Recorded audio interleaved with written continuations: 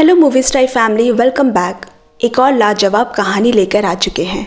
आशा है इस कहानी को भी आप बहुत सारा प्यार और पसंद करेंगे। मूवी का नाम है memories of the sword. Director है ह्योंग सुक पार्क और IMDb रेटिंग 6.3 है। शुरू होने जा रही है आज की कहानी 3 तलवारबाजों की, चियोन, सुइरांग और डोकी। गोरियो साम्राज्य उस समय अपने शुरुआती गठन में था और इन सब के बीच 3 पक्के दोस्त लोगों के लिए लड़ रहे थे। एक की तलवार निशाने पे सीधा वार करती, दूसरे की अन्याय के खिलाफ उठती और तीसरा सुरक्षा देती। जब ये तीनों तलवार साथ उठते हैं तो कोई दुश्मन इनके आगे टिक नहीं सकता। 18 साल के बाद गांव की भीड़भाड़ से दूर रहती है एक नटखट सी, अल्हड़ सी, हंसमुख लड़की होंगिया, जो दौड़कर नदियों से आगे निकल जाना चाहती है, उछलकर आसमान को छू लेना चाहती है। लेकिन उसे कभी गांव में लोगों के बीच जाने की इजाज़त नहीं थी। मगर आज वो 18 साल की हो गई है और आज उसे रोक पाना मुश्किल है। घर वालों से छुपकर वो गांव के बाज़ार में पहुंची, लेकिन वो बाकी लड़कियों की तरह नहीं है। जिस हाथों में लड़कियां चूड़ियाँ पहनती है, उसके उन्हीं हाथों में सजती है तलवार। दिल लुभाने वाली इतनी चीज़ होने के बावजूद उसकी नज़र पड़ी एक तलवारबाजी प्रतियोगिता पे। कुछ देर दूर से देखा और फिर उसने भी प्रतियोगिता में हिस्सा लेने का मन बना लिया, पर इस बात से अनजान कि वो प्रतियोगिता का फंदा उसी के लिए बिछाया गया है। मुंह में कपड़ा बांधे वो मैदान में उतर गई। बिजली की तेज़ी से हवा से बात करती है उसकी तलवार कि कोई टिक ना पाए। ऐसी तलवारबाजी की अदा जनरल यू बेक ने बहुत पहले किसी में देखी थी। शायद आज उसका इंतज़ार खत्म हो जाएगा। उसने तुरंत सैनिकों को उसे पकड़ने का आदेश दिया। होंगिया वहाँ से तो बचकर निकल आई, लेकिन आगे जाकर जनरल यूबेक ने उसे पकड़ लिया। नाम पूछने पे उसने अपने छोटे भाई समान 8 साल के गामचो का नाम बोल दिया ताकि किसी को शक ना हो। फिर जनरल ने चालाकी से उसे अपनी बातों में फुसलाते हुए कहा, तुम में अभी भी बहुत खामियां हैं। अगर तुम मेरा ये नकाब हटा सको तो मैं मानूं, पर तुम्हारे पास सिर्फ 3 ही मौके हैं। भोली होंगिया उसकी बातों में आ गई। पहली वार में जनरल ने उसका चेहरा देखा, दूसरी वार में उसके पीठ पर एक गहरे घाव का निशान। जनरल ये देख स्तब्ध हो गया। क्या ये वही है? उसे कुछ बातें याद आ गई कि इतने में होंगिया ने मौका का फ़ायदा उठाकर उसके चेहरे का नकाब हटा दिया और वहाँ से भाग गई। रात में घर पहुँची तो सुइरांग उसका इंतज़ार कर रही है। वो उसकी माँ तो नहीं, पर माँ समान गुरु है। होंगिया ने जो कुछ भी सीखा है उन्हीं से सीखा है। उसने गांव जाने के लिए माफ़ी मांगी और वही नकाब उसे थमाते हुए उस किस्से को सुनाने लगी। सुइरांग देख नहीं सकती, पर हाथ में उस नकाब पे उभरे शब्द छूकर वो समझ गई कि किसका है, जिसके लिए वो इतने दिनों से तैयारी कर रही थी। वो समय अब आ चुका है। सुइरांग ने पूछा, तुम्हारी ज़िंदगी का मकसद क्या है? होंगिया बोली, 2 लोगों से अपने माँ बाप के मौत का बदला। फिर सुइरांग ने कहा, अब वो घड़ी आ चुकी है उस इंसान के बारे में जानने का जिससे तुम आज मिली हो। वो पहला इंसान है और दूसरा वो है जिसने तुम्हें ज़िंदगी भर देखा है। अब ले चलते हैं आपको 18 साल पीछे के इतिहास में। चियोन, सुइरांग और डोकी तीनों ही पक्के दोस्त और धुरंधर तलवारबाज थे। गवर्नर के खिलाफ लड़ने तीनों एक जंग में उतरे थे। चियोन ने गवर्नर के बेटे को बंदी बना लिया और लड़ाई जीत गए। जब उसके बंदी बने बेटे को लेकर गांव के लोगों के साथ तीनों गवर्नर के किले पहुंचे, चियोन की बीवी और बच्चे उनकी गिरफ्त में थे। लेकिन ये कैसे हुआ? तभी डोकी ने गवर्नर के बेटे की रस्सी काट उसे आज़ाद कर दिया। डोकी ने उन दोनों से गद्दारी की। दोनों ही हैरान, कुछ समझ नहीं आ रहा। इतने में डोकी बोला, मेरे साथ हाथ मिला लो चियोन, ये लोग हमें कहाँ से कहाँ पहुँचा देंगे। फिर इस तरह के छोटे मोटे लड़ाइयाँ नहीं करनी होगी, हमारी ज़िंदगी बदल जाएगी। चियोन ने कहा, कौन सी ज़िंदगी की बात कर रहे हो? और उस कसम का क्या जो हमने खाई है, लोगों के लिए लड़ने का, बुराई के खिलाफ लड़ने का। गवर्नर के इशारे पे उनके साथ आए गांव के लोगों पे तीर बरस पड़े। गुस्से से भरी चियोन की तलवार डोकी की तलवार से टकरा गई। जो कभी नहीं सोचा था। दो जिगरी दोस्त एक दूसरे के खून के प्यासे हो गए। ना ही सुईरांग को डोकी की गद्दारी का पता पहले से था और ना ही वो इसमें डोकी का साथ देगी, मगर वो और क्या करती। इससे पहले कि चियोन की तलवार उसके प्यार डोकी के टुकड़े कर देती, पीछे से सुईरांग की तलवार ने चियोन को मार डाला और फिर डोकी ने चियोन की पत्नी को भी मार दिया। सुईरांग ने होंगिया से कहा, तुम उसी चियोन की संतान हो। तुम्हारे माँ बाप के कातिल है मैं सुईरांग, और जिससे तुम आज मिली डोकी। मैंने तुम्हें इसी दिन के लिए तैयार किया है। होंगिया के तो जैसे पैरों तले ज़मीन खिसक गई। वो बिलक बिलक कर रोने लगी। सुईरांग ने दिल पे पत्थर रखकर कहा, चली जाओ यहाँ से। अगली बार जब मिलेंगे या तो तुम रहोगी या मैं। 18 साल पहले का डोकी ही आज का जनरल यू बेक है, जिसने अपना ये मुकाम बनाया है। सुईरांग के साथ बीते दिन याद कर रहा डोकी ने सैनिकों को गमचों का पता लगाने के साथ साथ सुईरांग को सही सलामत जिंदा लाने का आदेश दिया। सुईरांग नज़र से भले ही अंधी हो चुकी है, मगर तलवार की धार में कोई कमी नहीं आई। उसे पता है डोकी उसके पीछे ज़रूर आएगा। उसके पास ही पला बड़ा गामचो भागता हुआ उसकी तरफ आ रहा है। पीछे डोकी की सैनिक और बीच में तलवार पकड़े खड़ी है सुईरांग, जिसे रोक पाना सैनिकों के बस में नहीं हो रहा। तभी उसे रोकने के लिए किसी एक सैनिक ने गामचो को पकड़ लिया। लाख कोशिश करके भी वो गामचो को बचा ना सकी। यहाँ इतने ऊंचे पद में होने के बावजूद भी डोकी की निजी ज़िंदगी में भी सुकून नहीं है। उसने गलत रास्ते ज़रूर चुने, जिसकी वजह से ही सही, मगर आज वो गोरियो राजा का जनरल है। लेकिन मामूली सा एक अनपढ़ को राजा के दरबार में कोई सहन नहीं कर पाता। खुद गोरियो के राजा भी चांसलर ली से मिलकर उसके खिलाफ राज्य में साजिशें रचता है, मगर सामने से किसी की हिम्मत नहीं होती कुछ करने की। सब उससे डरते हैं, क्योंकि उस जैसा तलवारबाज पूरे राज्य में कोई और है ही नहीं, और ना ही उसके सैनिकों की बराबरी कोई कर सकता है। उस पे भी कई बार जानलेवा हमले हुए हैं। वो इतना चौकन्ना रहता है कि सोता भी एक आंख खोल कर है। लेकिन अब उसकी बारी है चाल चलने की। एक दिन उसने अपने विश्वास पात्र आदमी को चांसलर ली को मारने के लिए भेजा, मगर जहर की शीशी उसने बाहर गिरा दी और उसके सैनिकों के सामने भी आत्मसमर्पण कर दिया। उसने कहा, मैं चांसलर ली को ये खबर देने आया हूँ कि डोकी ने आपको मारने के लिए षड्यंत्र रचा है। तिलमिलाता हुआ ली अपने सुरक्षित घेरे से बाहर आया। तभी उसने एक नोकीली पिन उसके गले पर टिका दी और अगले ही पल तुरंत उसे फेंक माफ़ी मांगी। ली ने पूछा, मैं तुम पर कैसे भरोसा कर लूँ? तब उसने कहा, मैं ही वो इंसान हूँ जिसे भेजा गया है, लेकिन मैं जानता हूँ कि आप राजा के चांसलर हैं और उनके होने वाले समधी भी, इसीलिए मैं आपकी तरफ शामिल होना चाहता हूँ।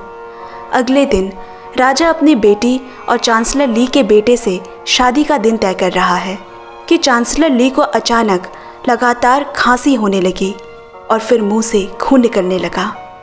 इसका मतलब डोकी के जहर ने काम करना शुरू कर दिया है, जो उसे धीरे धीरे मारेगा। ये उस नोकीली पिन में था जो उसके गले पे कल रात हल्का सा टिकाया गया था। बिस्तर पर पड़ा चांसलर ली के पास डोकी आया। कहा, चिंता मत करो, तुम इतनी जल्दी नहीं मरोगे। तुम्हारे पिता भी तो 3 महीने तक इसी तरह जिंदा थे जब मैंने उनका पद हथियाया था। अब डोकी नया चांसलर बन गया। इसी के साथ ही उसका रास्ता भी साफ हो गया। राजा अब अकेला है। इतने सालों के इंतज़ार और मेहनत के रंग लाने का समय हो गया है। इधर घायल सुईरांग अपने गुरु के पास पहुंची, जिसने उन तीनों को प्रशिक्षण दी है। सही वक्त आने पर चियोन की तलवार होंगिया को दे देना। सुईरांग ने कहा, गुरु को सारी सच्चाई पता है। वो बोले, मैंने अपने तीनों शिष्य को तलवार चलाना तो सिखा दिया, पर जीने की कला नहीं सिखा पाया।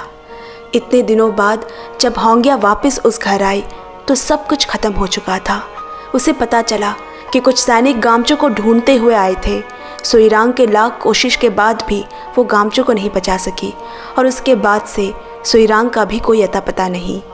होंगिया समझ गई इन सब के पीछे उस दिन मिला वही आदमी है।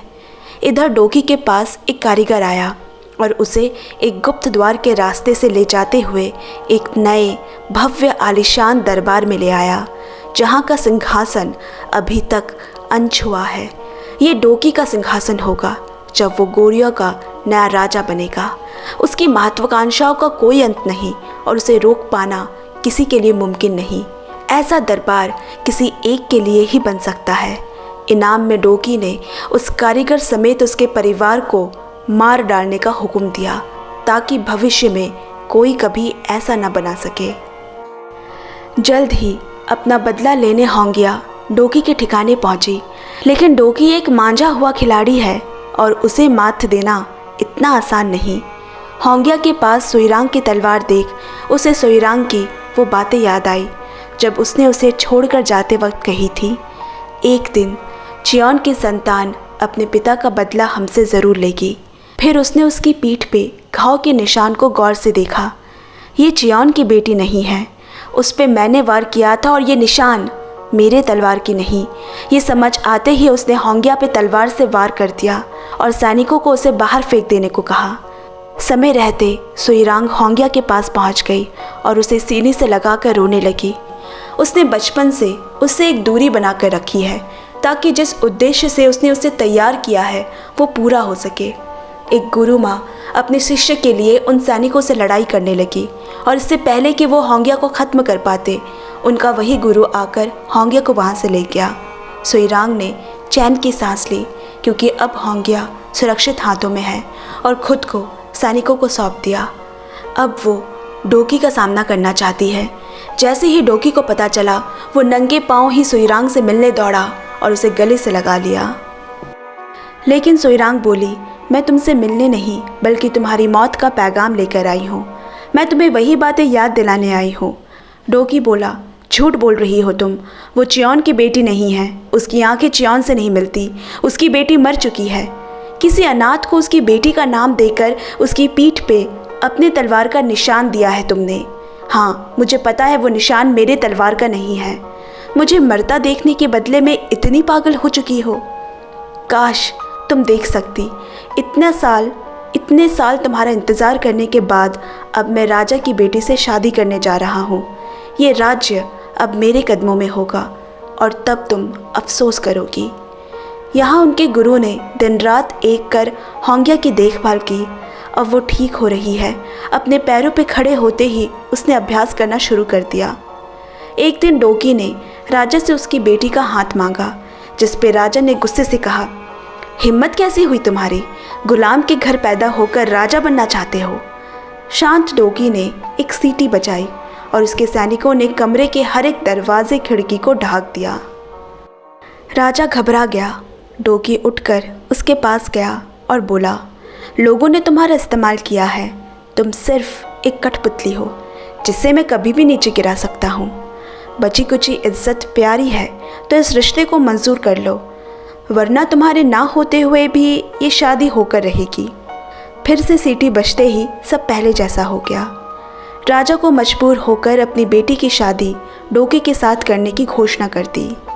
इधर गुरु ने होंगिया की प्रशिक्षण शुरू कर दी, बिल्कुल वैसे जैसे उसने बरसों पहले अपने 3 शिष्यों को सिखाया था, जो आगे जाकर गोरियों के महान तलवारबाज बने। एक दिन उसने होंगिया को चियोन की तलवार दी और उस कहानी को बताया जिसे उससे छुपाया गया। 18 साल पहले सुइरांग मेरे पास आई एक मरे बच्चे के साथ। वो बच्ची चियोन की बेटी होंगिया थी। उसे मैंने यहीं अपने हाथों से दफनाया था। तुम होंगिया नहीं, सुइनिमा हो, सुइरांग की बेटी। तुम्हारी माँ ने दुख और ग्लानि से अपनी आंखों की रोशनी त्याग दी। वो फिर से इस दुनिया को नहीं देखना चाहती और कसम खाई कि अपने बच्चे को वो होंगिया नाम देगी।